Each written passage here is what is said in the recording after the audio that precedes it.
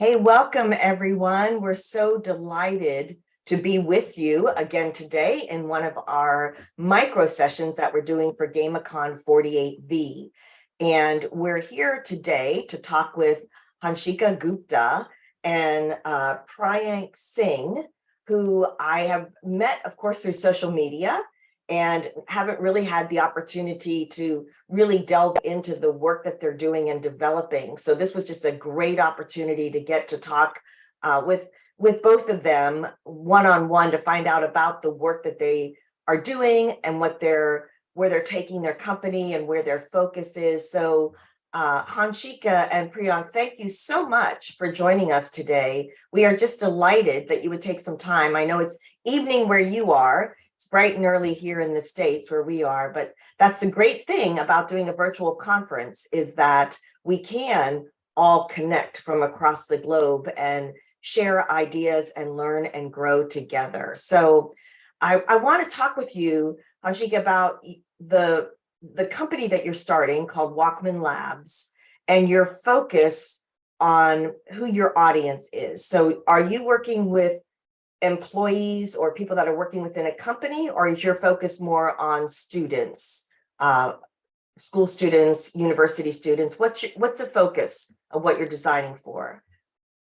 Yeah, so basically we are designing for a solution for people who are going to upskill themselves. So these are the people who have recently graduated or they are already have started their careers.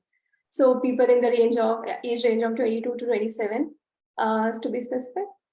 And they're looking to upskill themselves in the, different skills such as critical thinking or writing skills. Good. So what attracted you to the idea of gamification or game-based learning inside that genre as far as the audience? What attracts you to that? We are quite inspired by how games and gamification are designed around behavior instead of the other way around, that a design exists and now the user has to adjust their behavior according to what's being offered. So there are countless effortless ways to be productive if the material is more gamified. From countless reports, we have seen that gamified training and user experiences have been so much more, retaining and engaging for the end customer. There are and taking this from one person, from the angle of one person to multiple, when games are involved. So the individuals are interacting with each other inside the environment of the game. So they are also interacting with others who are learning or experiencing the same thing. So in our research, the main problems that we have found are threefold: engagement, collaboration, and feedback. So by engagement, I mean how much are you interacting with the subject material. By collaboration, we mean how much is our students interacting with each other. And feedback, we mean how much is the teacher interacting with the student. To be more specific, how well or how quickly are they able to evaluate and help the student course correct if they are going wrong somewhere. And in all of these parameters, the traditional educational methods and cohort-based courses have been failing to some extent. There have been different types of product mechanisms and operational tactics that they employ, such as hiring more teaching assistants, having objective questions instead of subjective to automate the grading. But yeah, there has to be a level of innovation that brings out more value than these multiple small quick wins. So that's where we bumped into the idea of games and gamification. We have already been inspired by it, and then we started understanding that okay, there is a great demand for applying games in learning as well. That's really good. I particularly like, well, all three of that: engagement, collaboration, and feedback. But I think feedback is one of those things, especially in the workplace. Like for playing a game, feedback's happening Right. Even if it's a board game or if it's a digital game, there's sounds, there's buildings collapsing, there's coins adding up. So we're getting the immediate feedback to our actions. And so often in the workplace, we get like no feedback or no helpful feedback on what we need to do different. One of the things that I have found from working with leaders is they often tell employees what they don't want, but they rarely close that loop and here's what you should be doing. Here's how you do win this game. And my philosophy is there's 3 types of employees in a workplace. There's those who know they're winning, those who know they're losing, and those who don't know the score. And I think most employees have no idea even what game they're playing. Like, I don't even know what I use the analogy of football. Like, are we playing like US football, or is this the football that the rest of the world plays? Because those are 2 completely different sets of rules. So I don't even know the rules. And that feedback is so essential, especially as our demographic continues to get younger in the workplace. It's just, we need to be giving that immediate feedback that they know, okay, well, let me try this again. Let me try this again. So really good. Now you're looking at designing role-playing games. Is that what you're hoping to take this to? Yeah. So why that direction? Help me understand that. Yeah, so we want to arm the professionals who are who are either training other individuals or individuals who want to upskill themselves. So they need to be armed with the right resources, tools, frameworks, and games to, they have a complete package, so that once they sign up for this package and they completed the transformation that they have, is that they have stronger critical thinking skills, they have stronger writing skills, they have stronger collaboration, communication, teamwork skills, social and emotional skills. So in addition to other tools and games, we figured that one of just the way we have an insight on the set of 3 problems, we also have an insight on behaviors in the customer. So it's not like the customers, as in the learners, don't want to solve these problems. They want to solve these problems, but there's a lot of communication gap between other teammates if they are working on the same project. There's a lot of difference in their learning goals, and even aligning that takes time. So we ran by some experiments that if there is a group project that takes 1 week to complete, but you are all locked up in one room for 1 hour, will you be able to complete it? And that was quite insightful for us as a question, that most of the times the work in a group project is very easy to do. It's very quick to do when everyone works together, but they are not present in the same room at the same time. And that's where we decided that a game is a good way to initiate this. Specifically, when we started deciding on the types of skills we want to inculcate and the types of the form factor of the game, we figured out that a role-playing game would be good because it allows a lot of choices inside the game. There are puzzles that you can add during the deployment of the game. There are characters that you can play, so that once one round of a game is over, you can play the game through a different character. So there are multiple factors why we decided upon a role-playing game instead of a different form factor such as a single player game or a card game or even a board game. That's good. So do you think that you will encounter employees who say, look, I don't play games. This is not like, how do you think, or as you think about taking it into the workplace? I know we have students who take our courses that their boss, their supervisor, their manager who has said to them, I'm not going to pay for you to learn how to design a game, or I'm not going to pay for you to design a game, because in their mind, games are the foolishness of children. And now as adults, we're doing serious work and we need to put those games aside and get to work. So how do you anticipate overcoming that challenge of either the employees themselves who don't believe that they play games, although we all do every day, all day long, we're playing little challenge games in our mind, or the boss that says, we're serious people doing serious work here. I don't think we have room for games. What are your thoughts on that?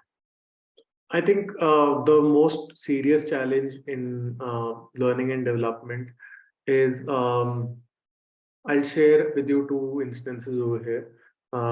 When I was working at Metal, there was a friend of mine who was talking to a trainer who was teaching retail. Retail is a skill that is a part of the National Skill Development Commission in India.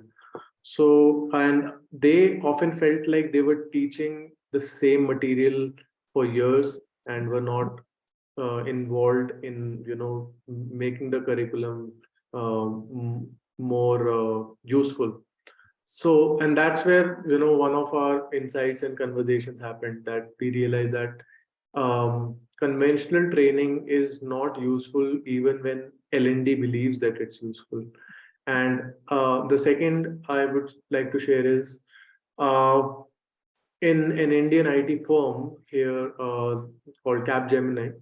Uh, they have we have realized from our conversations with them that if L&D does not get the buy-in from all the stakeholders, then the learning and development doesn't really happen. So if employees are not allowed to choose what they want to learn, or choose to what extent they want to learn, when they want to learn it, then it often ends up being an errand for them. And they provided a subscription of a free subscription to Udemy for an entire year, the entire catalog of Udemy for an entire year. And by the time it was over, less than 11% of people had even made one login to the platform. It's Yeah. it's it's similar to not having the end the behavior needs of the end customer in mind, which is a central tenet of gamification, that you design according to behavior. But if you're not designing according to behavior, you get such abysmal participation rates. Even I and Anshika, we were part of a tech leaders fellowship, and after it was over, we were simply told that our email IDs were being migrated from Gmail to Outlook. And I am not a fan of Outlook, mainly because it's not designed for it's not designed according to our behavior, right? Just the way we check our WhatsApp messages, Outlook is so difficult. And upon some investigation, we found out that 1.5 years later, not even 2 times is the average times people have logged into that email ID since it has been migrated to Outlook. So these are just some of the building blocks behind what motivates learners to participate. Now, if someone is bringing friction into that, then maybe our approach will be that, and this has been the current conversation so far. We have not made it more systematic. Our conversation will be to show them uh, the lack of efficiency of current training. Often trainers look at pre-test scores and post-test scores and declare that, okay, this has that learning has happened. But we can demonstrate that over a long term, retention of the skill is not being done. Maybe check the exit interviews that happen. uh, Investigate the kinds of initiatives that employees have requested but they were not delivered. So those are some types of questions and conversations that we would like to have with the trainers who don't have a positive attitude towards games and gamification. Even a simple doing a game session and seeing positive progress on that would be a great approach. I think there are many ways to do it. There are many ways to show the benefits of a new approach and the shortcomings of an old approach. Yeah, that's really good. And the reality is that everyone, over the past 3 years, everyone's life is just, we've gone into the upside down world, and everyone is, feeling like that extra pressure and responding with stress. And like I a lot of times people are not given time to actually take the trainings that are supposed to be helpful to them. But really the disconnect is, like, they don't see, how is this going to directly benefit me? This is seen more as like a punishment, or something that how is this going to make me? I joke about, is it going to make me faster, taller, thinner, richer? That's all these things that the reason that we're learning something is to be able to do something with it. But if I don't see that connection of how is this really going to be better for me? How is my life going to be better? It's just something that another training initiative that HR, human resources, or our learning and development has mandated that we take, and I'm not seeing how it's going to benefit me. There'll be a complete disconnect in that. That's really good.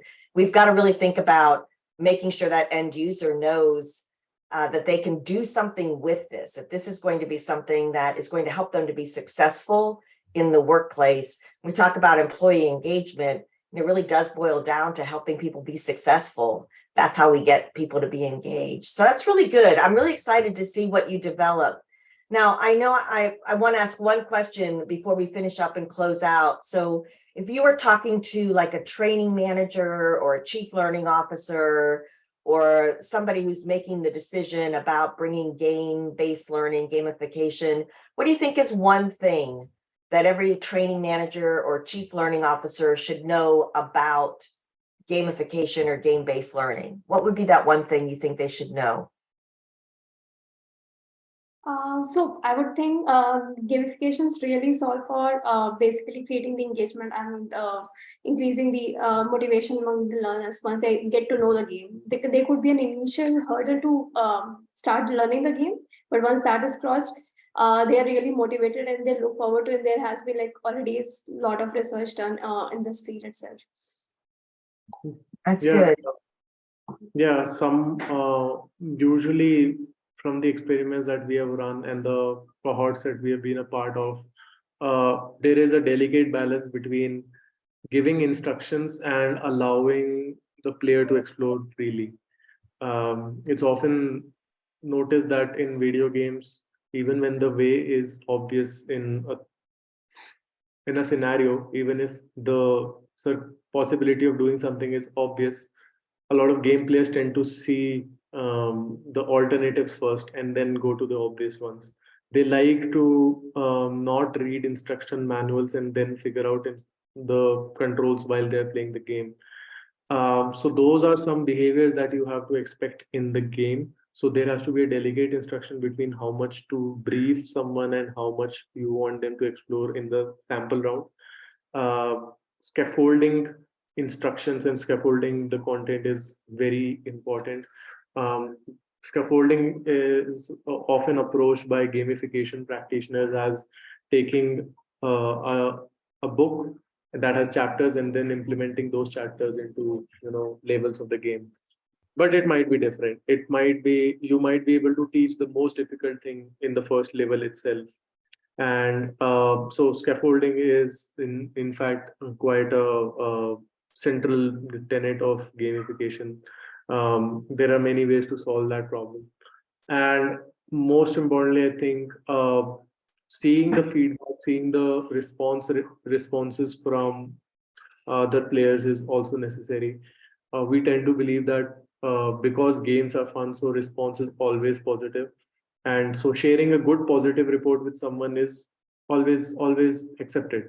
But sharing a negative report with someone that what you did during the game, what you did to your teammate, how you communicated, if that was negative, then that is a difficult thing to do, because games are inherently meant to be fun. But if you get harsh feedback on something that you did, so then it's sort of is the antithesis of games. So that's again a delicate balance to work on.